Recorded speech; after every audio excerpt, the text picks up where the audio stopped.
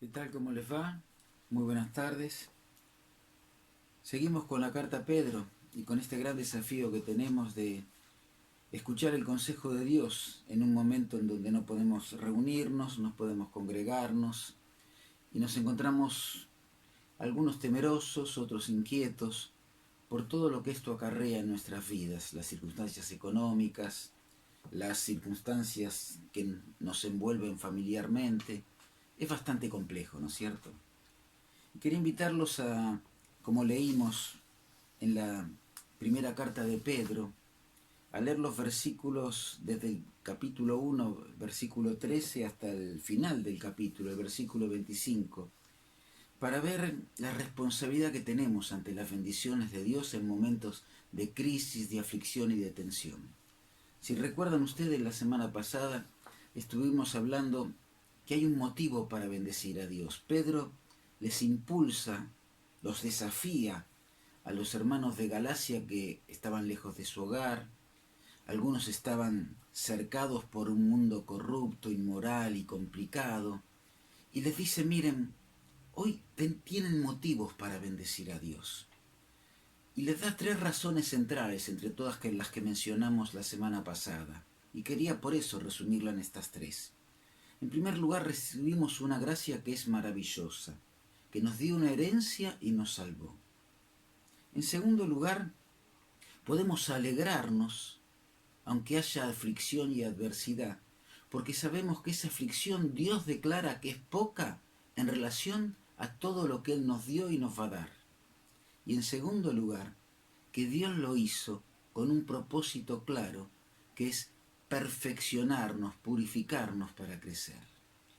Pero también dice, no solamente que tenemos algo maravilloso que Dios nos regaló en la gracia, no solamente que tenemos que la aflicción aceptarla con alegría al mirar el resultado final de todo lo que pasa, sino también que tenemos que reconocer el privilegio que tenemos, no solo por la herencia que nos había dado el apóstol y contado en esta carta, sino también porque es un privilegio que no tuvieron otros. Dice que los santos de la antigüedad quisieron hacerlo y no pudieron. Los ángeles querían entender esto y ahora nosotros lo recibimos. Ante todo esto, miren lo que dice el versículo 13. Por tanto, ceñid los lomos de vuestro entendimiento y sed sobrios. Acá nos enfrenta con varias responsabilidades y nos pide a partir del versículo 13 hasta el capítulo 2, versículo 10, cuatro grandes desafíos que son herramientas que tenemos que utilizar para poder enfrentar la adversidad. Por eso te invito a que en este momento puedas leerlo. Si querés, hace un alto en el video y lee desde el versículo 13 hasta el final del capítulo. Hacelo ahora.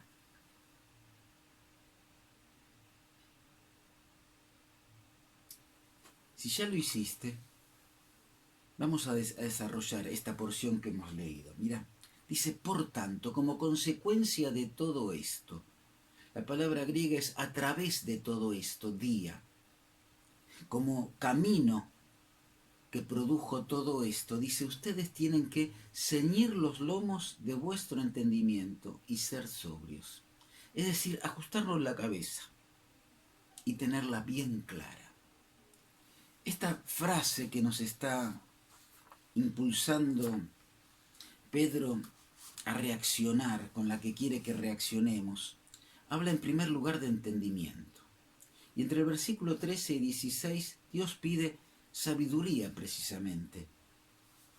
Y hay dos imperativos para los cuales se necesita tener sabiduría. Si vamos a la Reina Valera, van a ver que ahí hay varios imperativos. Hay 5 verbos y varios imperativos. Pero en la versión griega hay dos que son los centrales de esta porción. Y la mente hay que tenerla limpia y clara para estos dos imperativos de Dios. Uno es el de esperar y otro es el de ser santos. Y para eso hay que tener la cabeza clara. Ajustarse el entendimiento, la mente, está hablando de la mente que puede pensar y razonar. Y esta mente tiene que estar sobria. no contaminada por las tensiones, por las aflicciones, sino que tiene que estar enfocada en el Señor. Y usted y yo en momentos cumbres de nuestra vida y en momentos importantes y trascendentes tenemos que lograr barrer todo lo que estorban nuestras emociones y enfocarnos en el Señor. Y con la mente así sobria, entonces vamos a poder esperar con confianza. Por eso está diciendo el versículo 13, la segunda parte, y esperad por completo en la gracia que se os traerá cuando Jesucristo sea manifestado. Acá está hablando de la palabra confianza. Miremos con confianza lo que el Señor nos va a traer. Por eso cuando está hablando de esta esperanza, el escritor les está diciendo algo muy interesante. Tiene que ser plena la esperanza en todo lo que Dios nos presentó, en todo lo que Dios nos va a dar, en todo lo que sabemos que Dios tiene preparado para nosotros. Yo te quiero preguntar, ¿influyen estas cosas en tu vida? ¿Son realidad en tu vida cuando en las circunstancias que te enfrentas cada día, no hablemos de esta crisis que nos tiene encerrado en casa, cuando te enfrentas cada día a cosas menores, ¿podés mirar al Señor y sentirte tranquilo?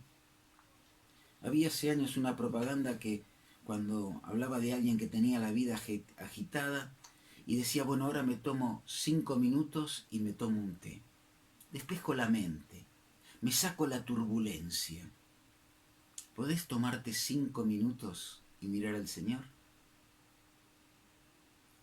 Hace falta a veces que lo hagamos. Y es un buen ejercicio, porque si en nuestra rutina el Señor aparece presente, la rutina es diferente, tiene otra dinámica, nos movemos de una forma diferente. Y es una palabra activa, esperad, vos tenés que poner la esperanza, la confianza plena en Él. Pero también hay otra demanda en esta porción que leímos.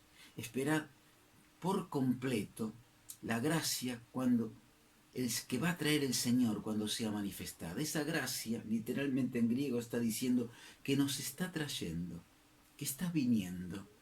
No es algo que nos espera ya lejano, es algo que el Señor ya va encaminando a nuestra vida, ya está acercándose. Primero porque ya la estamos disfrutando desde el día que lo conocimos. Y segundo porque ahora podemos saborear anticipadamente aquel día que podamos comer finalmente el postre que Él tiene preparado para cada uno. Esa herencia reservada, incontaminada e inmarcesible. Pero tenemos que hacerlo en segundo lugar con el imperativo que Él nos da, siendo santos. Y miren cómo dice el versículo 14. Como hijos obedientes, no os conforméis a los deseos que tenías antes cuando estabas en ignorancia, sino que de la misma forma que aquel que os llamó es santo, ustedes también sean santos en toda la manera de vivir, porque escrito está, sed santos, porque yo soy santos. Primero el Señor dice que somos sus hijos, por lo tanto tenemos que ser obedientes. Todo hijo Dios le manda y le demanda obediencia. Esta frase está escrita en un hebraísmo muy común para los judíos, que hablaban de los hijos de la obediencia. Esto está diciendo Pedro, ustedes son hijos de la obediencia.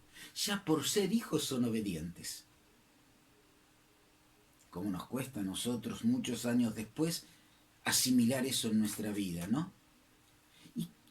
¿Y cómo se demuestra esa obediencia? Primero no conformándonos, no tomando la forma, no amoldándonos a este mundo. Esta frase aparece 2 veces en la Biblia, una aquí y otra la escribió Pablo en Romanos 12. No os conforméis a este siglo, ¿recuerdan? Estas 2 veces son las únicas que aparece esta palabra. Y nos manda a no conformarnos ¿para qué? Para vivir en santidad. Y la palabra dice, no os conforméis como hijos obedientes, sino sean santos en toda vuestra manera de vivir. Y es un verbo imperativo, pero en modo pasivo. Está diciendo, déjense santificar. Hagan lo necesario para que Dios vaya limpiando su vida. Primero, no conformándonos a los deseos que teníamos antes. Y les está hablando a gentiles, cuando estaban en ignorancia. Los judíos ya conocían estas cosas. Y nos está hablando a nosotros cuando no teníamos a Cristo y no conocíamos lo importante que era agradar a Dios. Ahora dice, ustedes tienen que vivir en santidad. Pero la palabra es, déjense llegar a ser santos.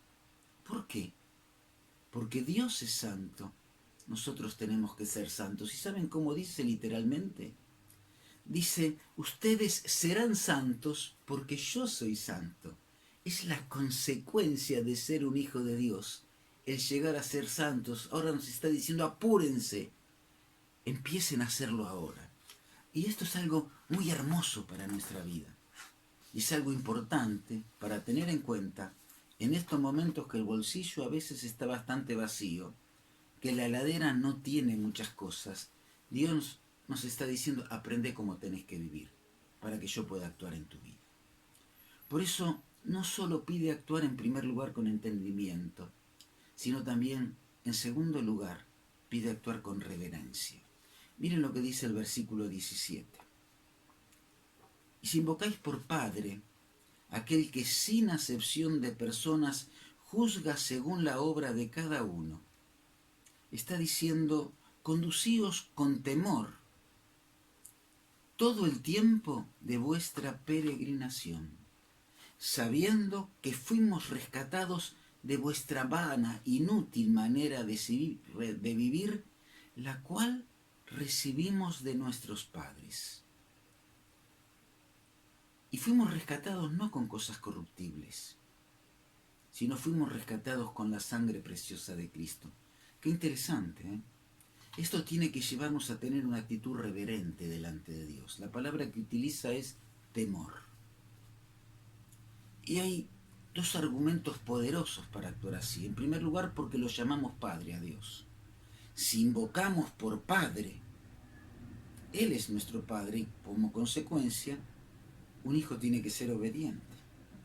La segunda razón es que ese Padre también juzga y corrige, y lo hace sin acepción de personas. Hebreos dicen, mira, Dios nos disciplina no como lo hacían nuestros padres con errores, lo hace en el capítulo 12, sino lo hace con justicia y como Él cree conveniente. Así que tenemos un Dios que es nuestro Padre, pero también es alguien que nos está juzgando. Y a veces las circunstancias generales de la vida, Dios las utiliza para aplicar el cincel del juicio, de la perfección, de la modelación en la vida de cada uno de nosotros. ¿Saben por qué? Porque tendremos que dar cuenta a Dios, tendremos que presentarnos un día delante de Dios. Todos compareceremos ante el tribunal de Cristo. Y esto es algo que siempre tenemos que tener presentes. Nuestra vida no es secreta, no hay escondrijos. Puede ser que aún las personas que vivan en casa no sepan algunas cosas de mí. Puede ser que aquel que tengo adelante no sepa lo que estoy pensando en este momento, pero Dios sí. Lo conoce muy bien y eso sí que es tremendo. Pero hay una tercera razón.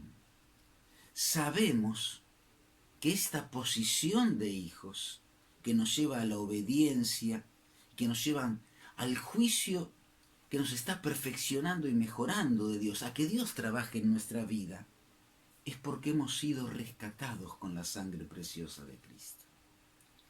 Pero la palabra rescatados en la Biblia en griego, en redimir hay tres palabras. La que utiliza acá es la palabra litro, que no habla del precio que pagó, aunque sí hace mención después, sino está hablando de algo mucho más importante. Fuimos libertados, habla del acto de liberar. La sangre de Cristo nos puso alas en nuestras espaldas. Nos dio la capacidad de vivir de otra forma. Como a Juan Salvador Gaviota nos permitió volar muy alto. para mirar las cosas desde otra forma, porque nos ha redimido, limpiado. ¿De qué? De vuestra vana, y habla de inútil, vacía, manera de vivir, de vuestra conducta inútil, sin sentido que teníamos antes, y dice más, es una conducta que recibisteis de vuestros padres. Claro, está hablando a gente pagana.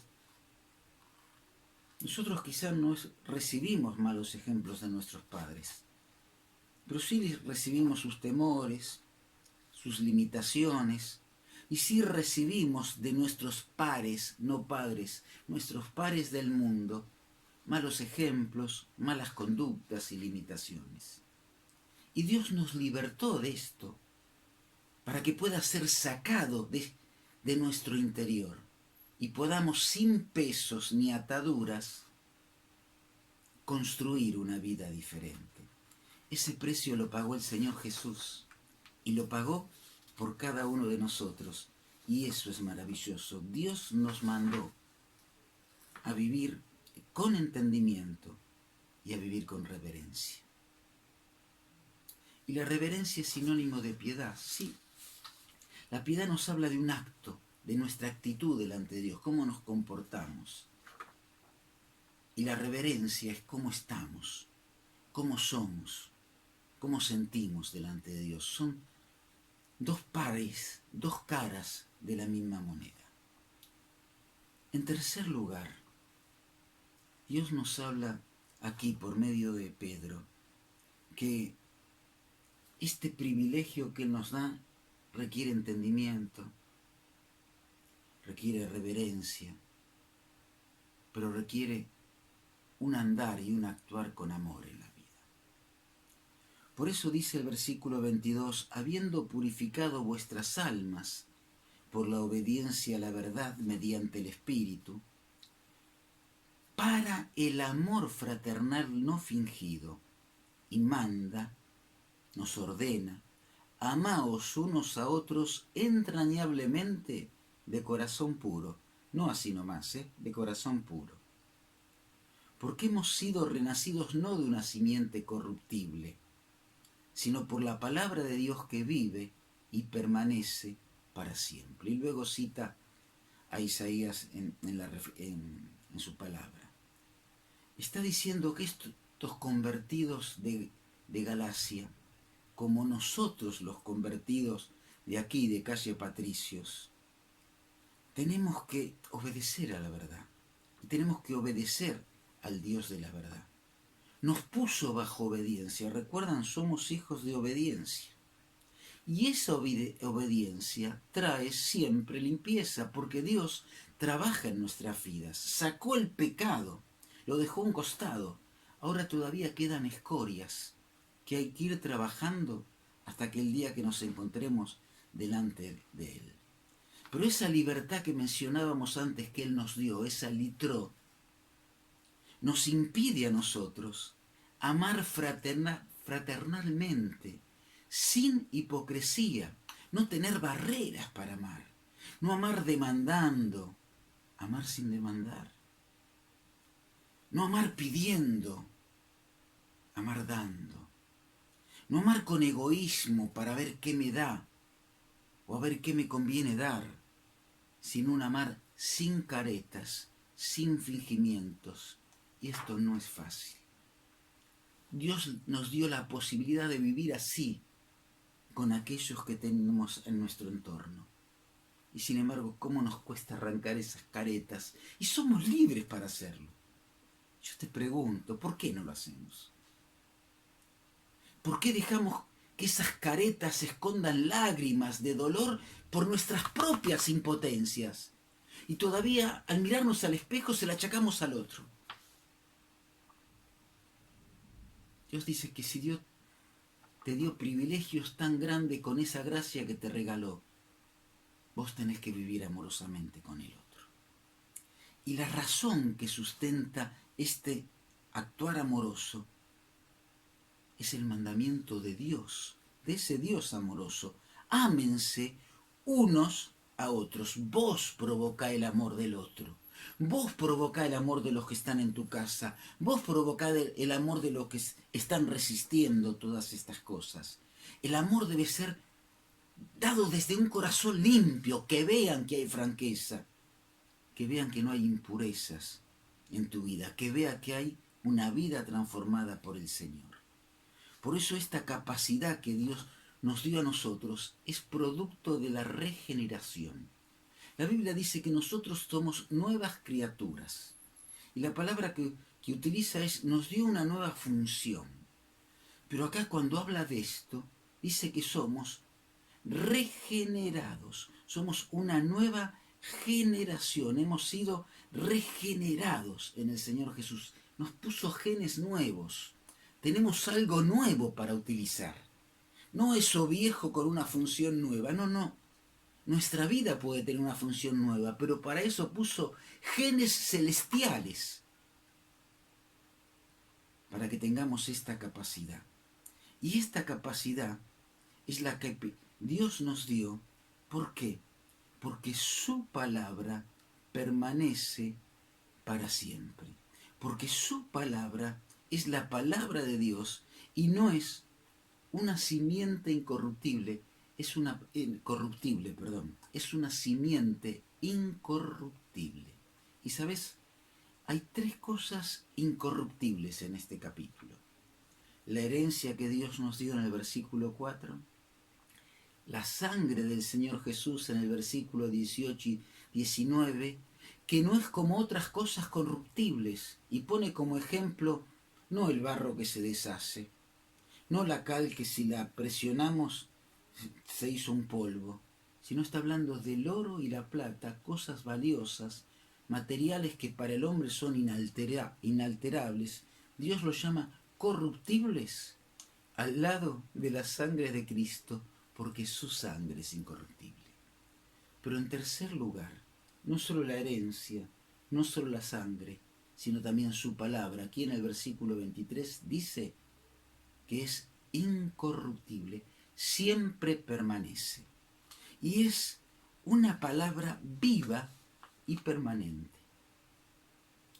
Y literalmente tenemos que traducirla viviente y permanente. Es una palabra que está viviendo, generando cosas.